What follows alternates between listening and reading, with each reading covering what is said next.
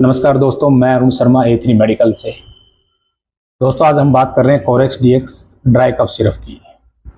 यह सिरप आपको नाक में जलन, गले में खिचखिच, खांसी, नाक बहना। दोस्तों, कोरेक्स सिरप पहले आता था अल्कोहल और कोडिन युक्त, उसको लोग नशे में काम में लेने लग गए तो इस पर बैन लग गया। अभी कोरेक्स DX के नाम से आया है। 100% ये अल्कोहल फ्री और कोडिन फ्री आता है। इसकी MRP की बात करें तो 170 रुपये इसकी MRP होती है। फाइजर कंपनी इसको मैन्युफैक्चरिंग करती है। दोस्तों, इसका रिजल्ट अभी जो वायरल चल रहा है हाल में, खांसी, जुकाम, नाक जलन, इसका बहुत अच्छा रिजल्ट है। दवाई लें, आपको राहत भी मिलेगी। और मिलते हैं नए वीडियो के साथ नई जानकारी लेकर के। तब तक के लिए धन्यवाद।